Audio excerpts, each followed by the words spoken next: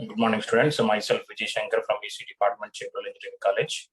Today, we are going to discuss about the second part of the electromagnetic wave characteristics. In the last class, we discussed about the normal incidence between dielectric and dielectric, and normal incidence between the dielectric and the conductor. And we also find the transmission coefficient and the reflection coefficient and intrinsic impedance of both the dielectric and dielectric, the normal incidence, and dielectric and conductor in the normal incidence. Okay. I go for another one.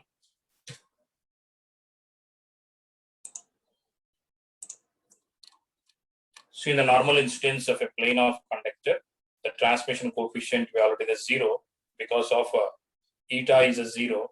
Why the eta is a 0 means conductivity is a more. When the conductivity is a more, nothing but infinite, intrinsic impedance eta is equal to 0. So that is intrinsic impedance in the conductor in the medium 2, eta 2 is equal to 0. The transmission coefficient 0 and the reflection coefficient is a -1. So the boundary conditions between the normal incidence between dielectric and the conductor, there is no any transmission, only we have the reflection coefficient, and the combination of the incident and the reflection is nothing but the standing waves. See, from the above, from the values of the reflection and the transmission coefficient, it is clear that the wave is totally reflected and there is no any transmitted wave in medium 2. It is obvious from the fact that no field can exist in the perfect conductor.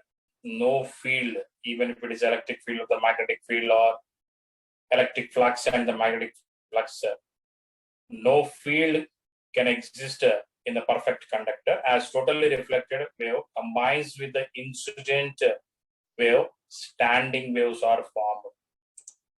Combined with the incident wave, whatever the reflected form, is called as a standing waves.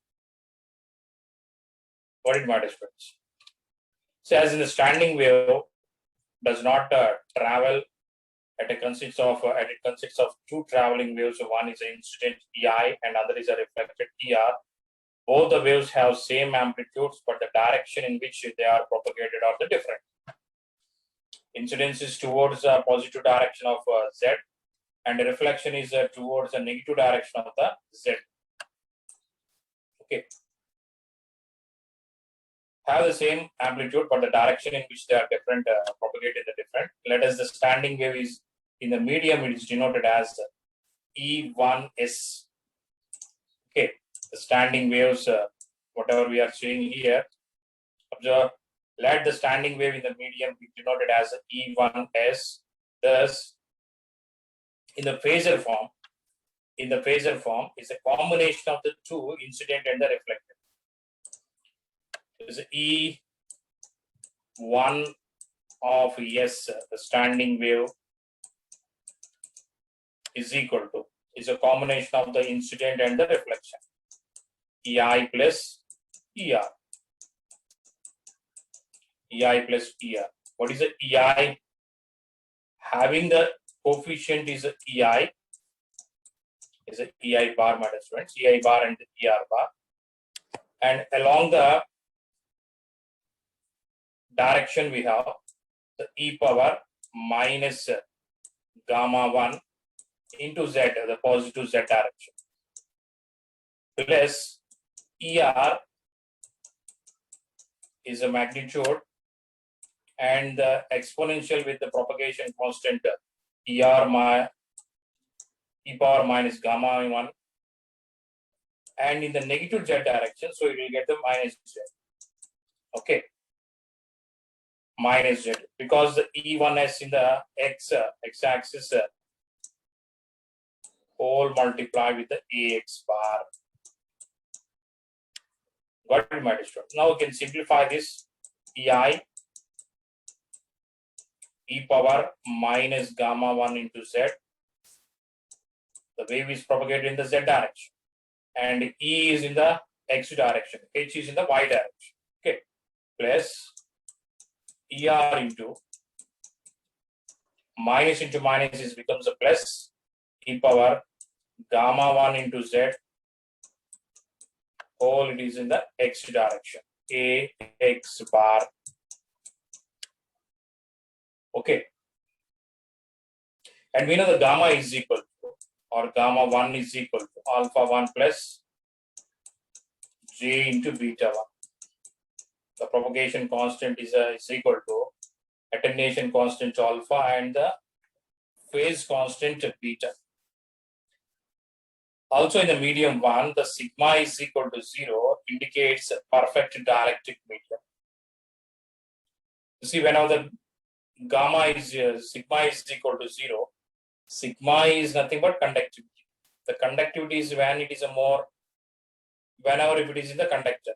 But in the perfect dielectric medium, the conductivity is 0.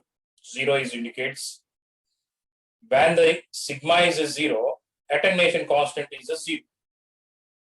Attenuation constant is a 0 in medium 1 because we are taking that it is a combination of the incident and the reflected beams in the medium 1 only, not in the medium 2. Because of the conductor, there is no any transmission coefficient. Fully it is reflected in the medium 1. That medium 1 is a dielectric. In that dielectric, the conductivity is a 0. The conductivity is a 0 means alpha is equal to 0. Attenuation constant is a 0. Okay, so the gamma 1 is equal to alpha is a 0 means J into beta. Now you can substitute in this standing wave E1S bar is equal to EI e power minus gamma, not the gamma, is now it becomes of J into beta 1Z plus and ER into e power plus J into beta 1 into Z. So 1 is a positive exponential because of a reflection coefficient is in the opposite direction of the incident value. After substituting here, you see we got the expressions E1S is equal to EI into e power minus J beta 1Z minus EI here. You already the EI is there. Wow, how it is a EI in the reflection coefficient? What is the reflection coefficient? Is nothing but ER by the EI. The combination of the ratio between of the reflection and the incident is equal to -1. So in this ER is equal to, in terms of EI, ER is equal to minus EI. Okay, substitute as ER is equal to minus EI and take the common E1S bar is equal to EI into whole multiply the taking of the 2 common of the EI here, e power minus J beta 1Z. After substituting the ER here also we will get the EI and negative sign e power plus J beta 1Z into AX bar. Okay, my dear students.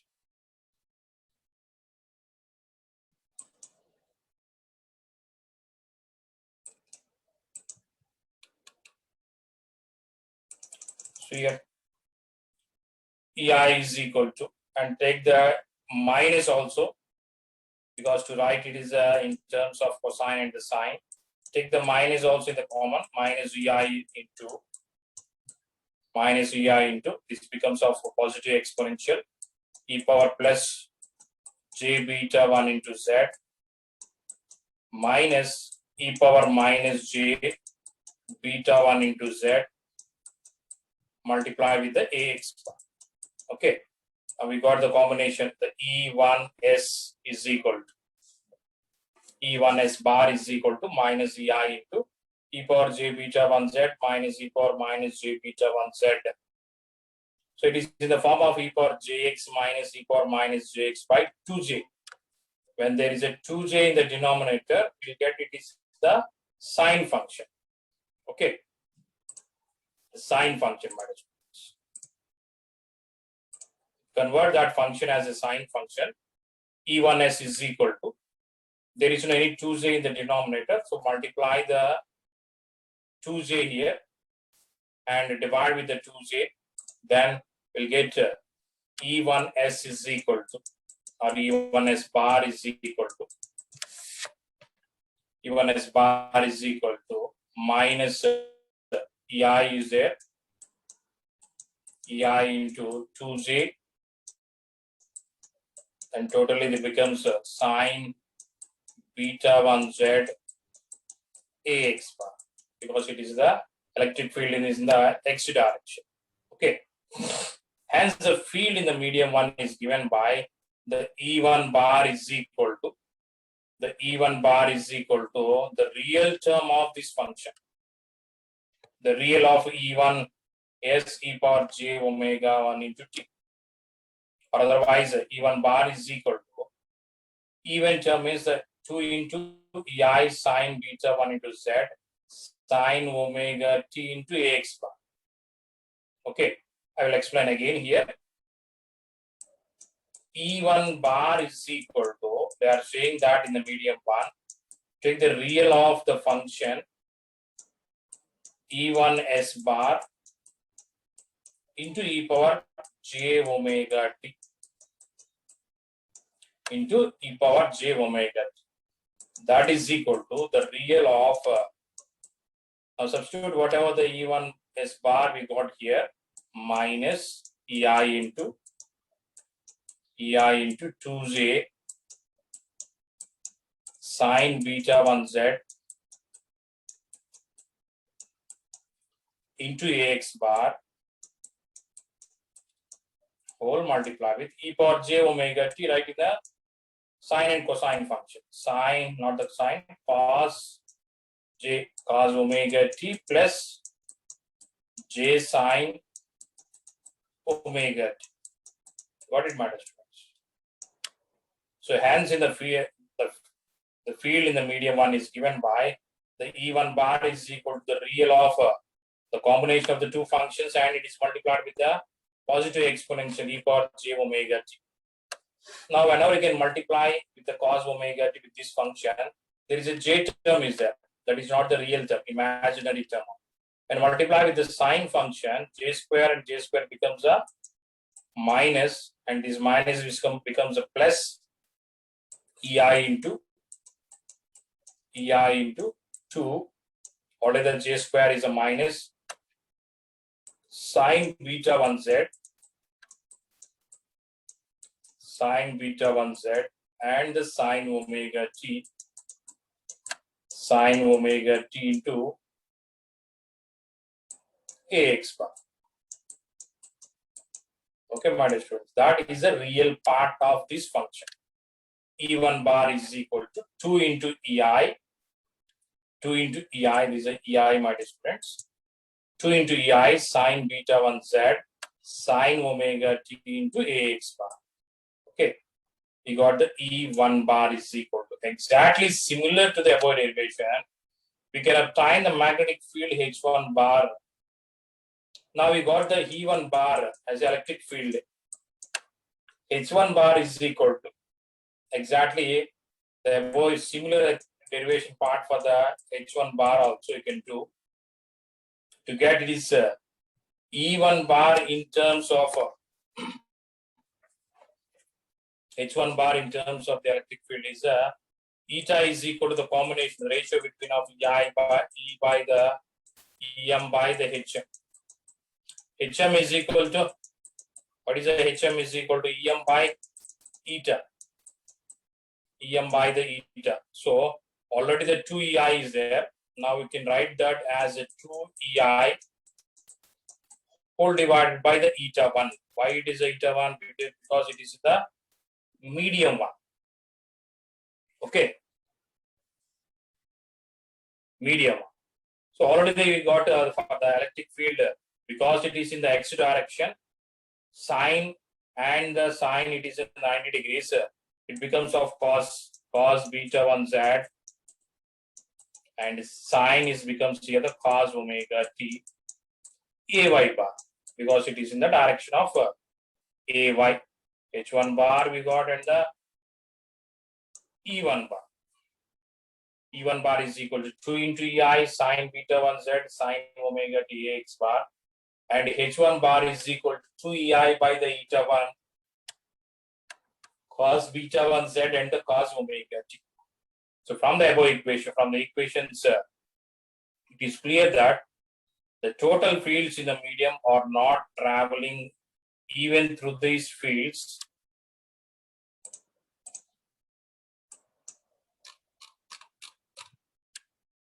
From these equations, above equations 12.9.17 and 12.9.18, it is clear that the total fields in the medium one are not traveling, even though these fields are obtained by adding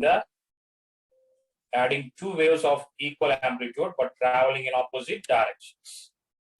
Also, in these two equations, the factors with time and distance are represented by a separate trigonometric terms. One is here the sine function, and here is the cosine function. Okay. Consider the equation of the total electric field in the medium one given by the 12.9.17, that is nothing but E1 bar is equal to. This field is zero everywhere whenever the omega t is equal to n pi. Omega t is equal to n pi means irrespective of the value of n, sine pi is a zero value. Also, the field is a zero for all the times at the plane for which the beta 1 z is equal to n pi. Means sine n pi, the always the value becomes a zero. Either you can keep the omega t is a n pi or beta 1 z is a n pi. Whatever it is, this field is a zero everywhere whenever the omega t is equal to n pi. Also, the field is zero for all the time at the plane beta 1 z is equal to n pi. So, the plane at which the electric field is zero are located where the beta 1 z is equal to n pi. Beta 1 z is equal to n pi. But z is equal to beta 1 z is equal to n pi, and z is equal to n pi by the beta 1. But we know the beta is equal to 2 pi by lambda, where lambda 1 is a wavelength in the lambda medium 1.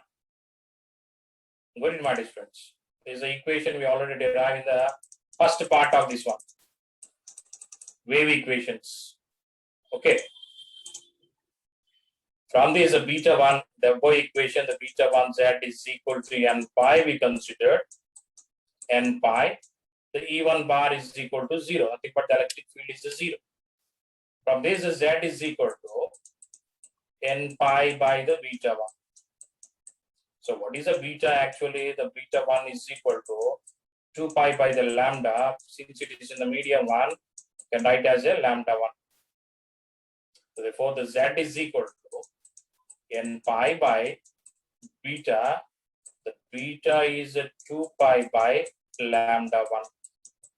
And that is equal to n into pi get cancelled, lambda 1 by 2.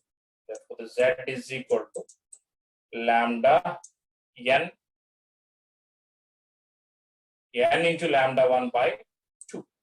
Okay.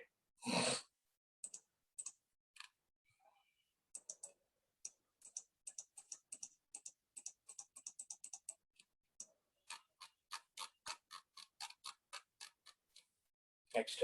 Now consider the equation 12.9.18 representing the standing wave. The magnitude of the magnetic field is maximum at the positions where the electric field is 0. Means whenever the electric field is 0, the magnetic field is nothing but it is a maximum.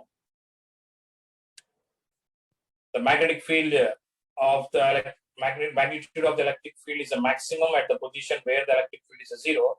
Further, it is a 90 degrees out of the time phase. 90 degrees out of the time phase with electric field everywhere. Electric field everywhere. So 90 degrees phase shift means it shows like this. Let us take it is a 90 degrees wave. 90 degrees phase shift is 180 degrees phase shift and 360 degrees phase shift here. Okay. We remember that it is a E1 bar and the H1 bar. So E1 bar is 0 when we consider the beta 1 Z is equal to N pi.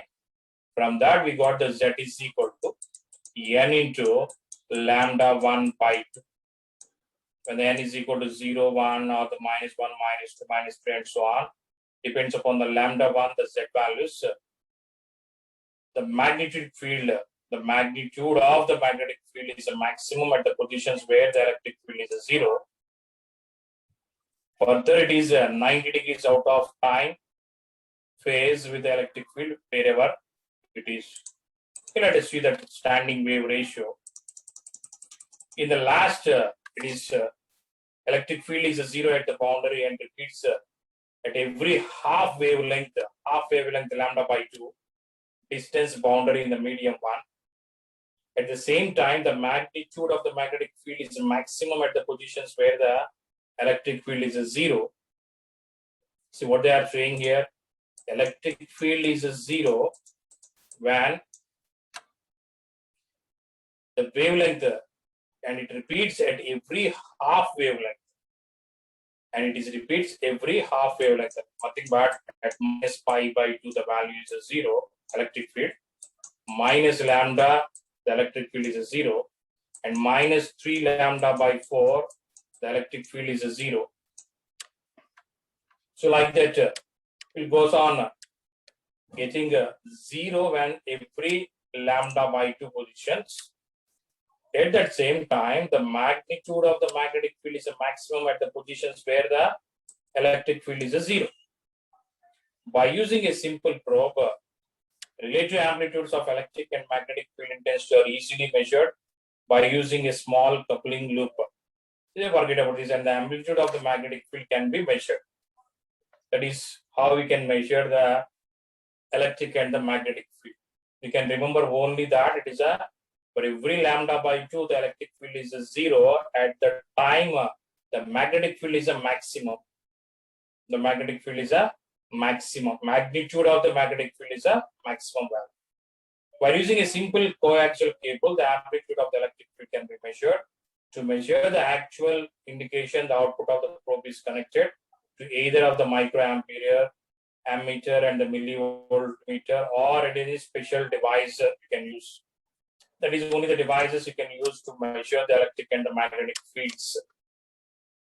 Now, consider the uniform plane wave traveling in a lossless medium. We, with no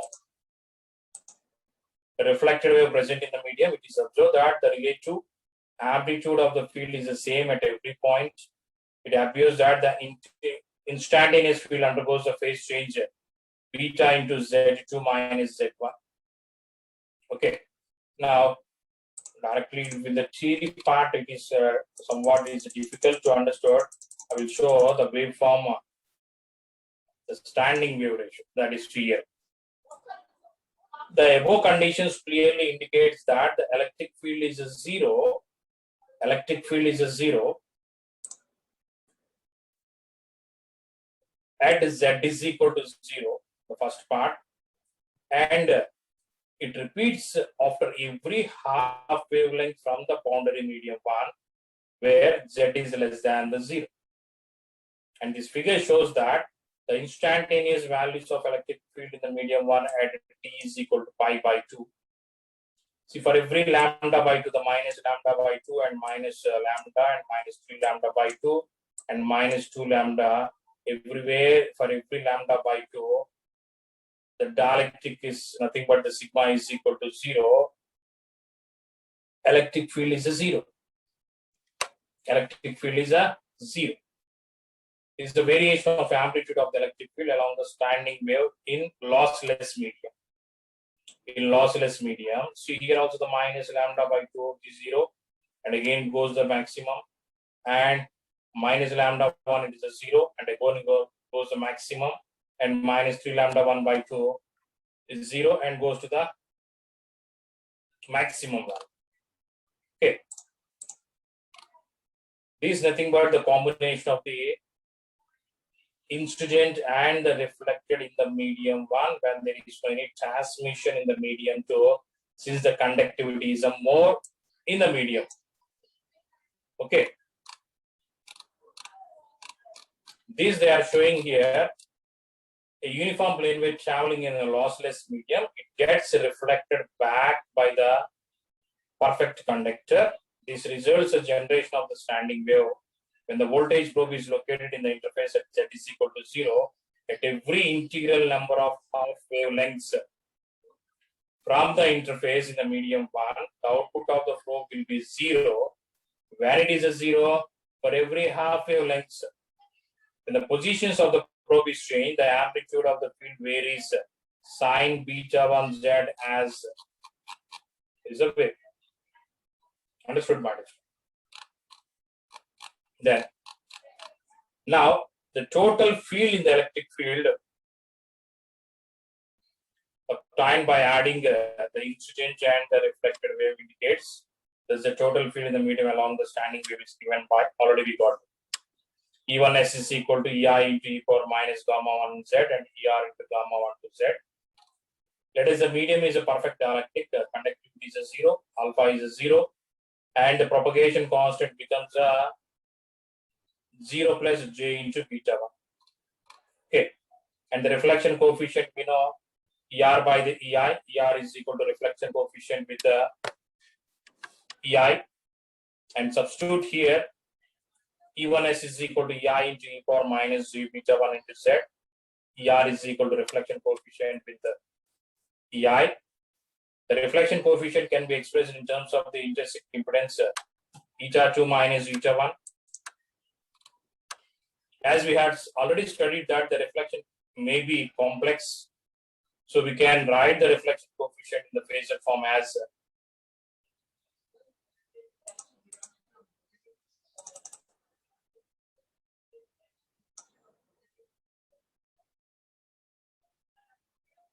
is equal to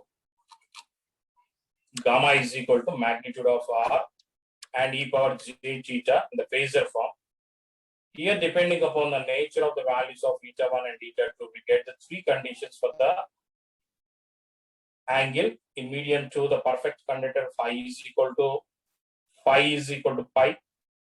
If eta 2 is real, phi is equal to phi, and eta 2 is real, and if it is greater than, phi is equal to 0. Okay. So in that equation, the combination of the equation, E1S is equal to EI into e power minus gamma 1, nothing but J beta 1 Z plus ER is there.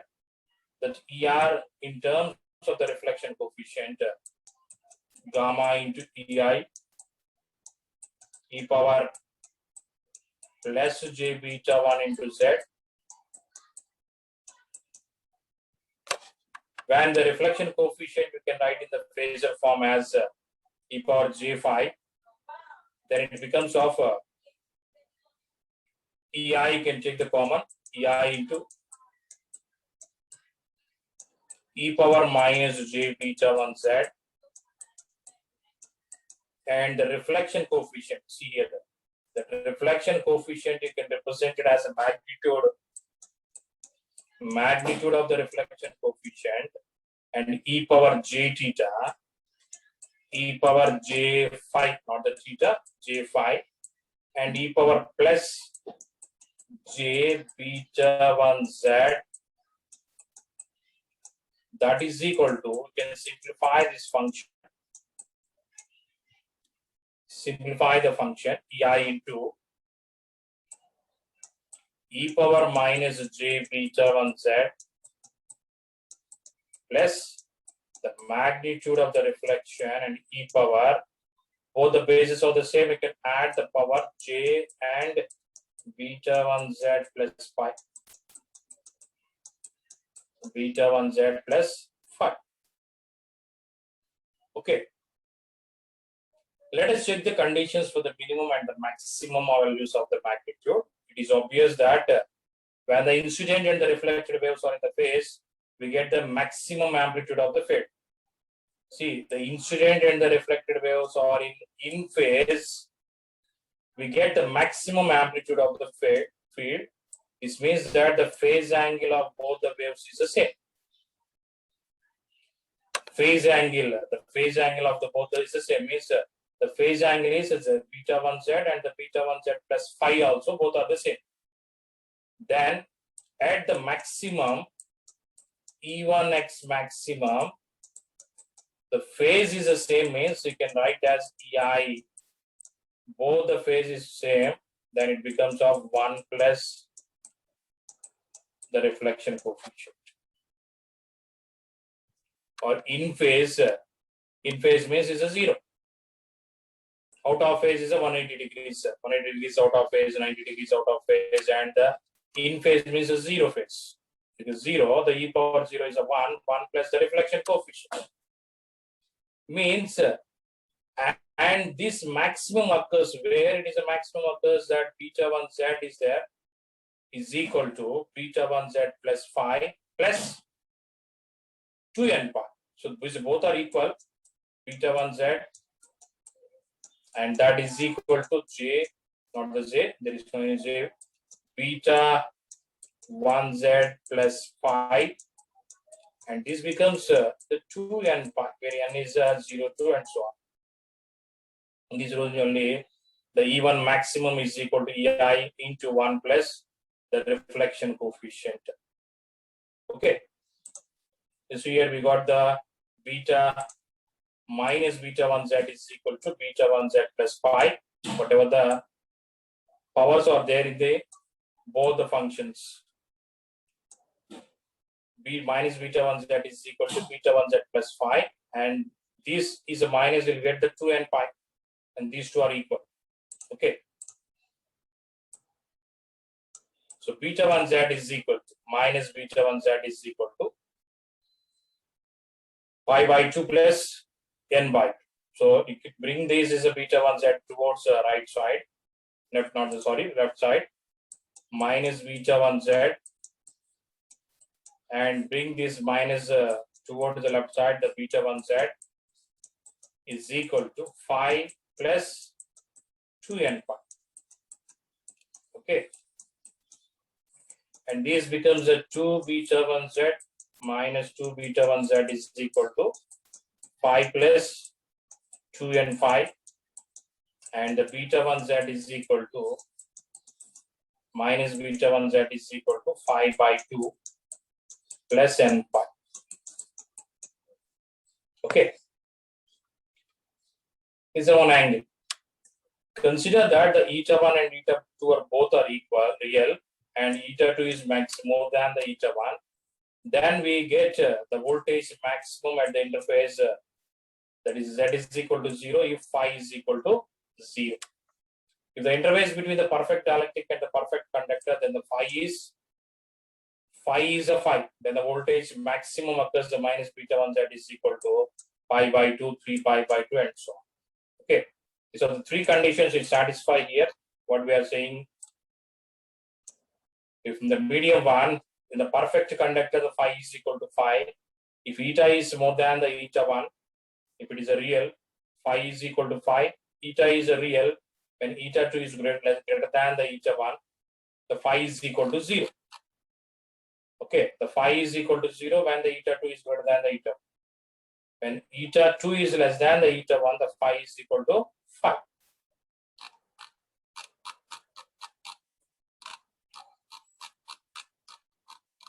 Now we got here.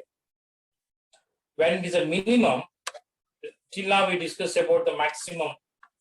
Maximum means E1 maximum, or E1 maximum is equal to 1 plus the reflection coefficient magnitude into EI. Now in the minimum value, the E1 minimum is equal to 1 minus the reflection coefficient magnitude into EI. In the minimum, the minus beta 1 z is equal to previously the beta 1 z phi plus 2 n pi only.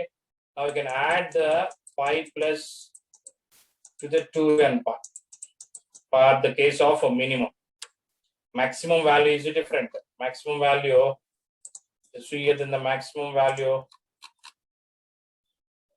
We add plus 2 n pi. For the minimum value, we can add another 180 degrees.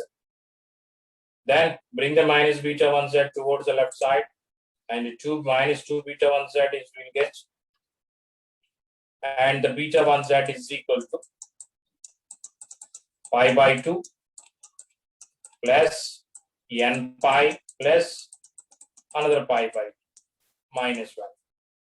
From the above equation, it is clear that the voltage is minimum are separated by the lambda by 2 distance. Thus, the voltage is minimum occurs at the minus beta 1 z for the perfect conductor. In general, the voltage minimum are separated by 1/2 wavelength, and also the voltage is maximum are also separated by the 1/2 wavelength. Then we'll finally get as the standing wave ratio, the ratio between of the maximum and the minimum. The standing wave ratio S is defined as the ratio between the maximum and the minimum. So S is equal to the standing wave ratio E1S maximum by E1S minimum, means 1 plus the reflection coefficient by 1 minus the reflection coefficient. So S is equal to is a combination of 1 minus 1 plus the magnitude and 1 minus the reflection. So what is the reflection coefficient in terms of the S also? S plus 1 by the S minus 1, when you can use the component and the dividend. Okay.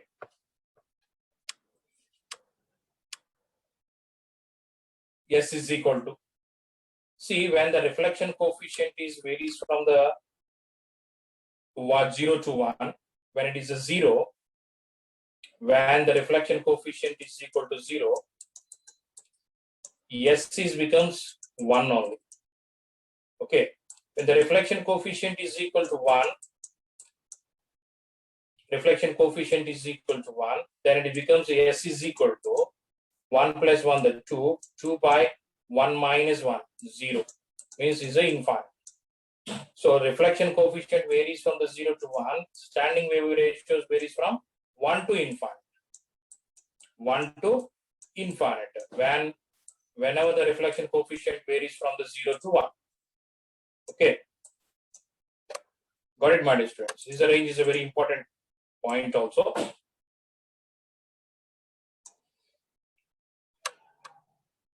See, when the amplitudes of the reflection coefficient at the instants are equal, gamma is equal to 1. Thus, S is infinite. Now only I told, when the reflection coefficient is equal to 1, the S is infinite. Okay. The standing wave ratio S is dimensionless, and the value lies in between of 1 to infinite. 1 to infinite. And the reflection coefficient is 0 to unity. Understood, my dear? And the reflection coefficient in terms of the S by using the component and dividend or relationalize S minus 1 by the S plus 1. It is 1 plus the reflection coefficient by 1 minus the reflection coefficient. S is equal to, and the reflection coefficient is S minus 1 by the S plus 1. Okay, my dear?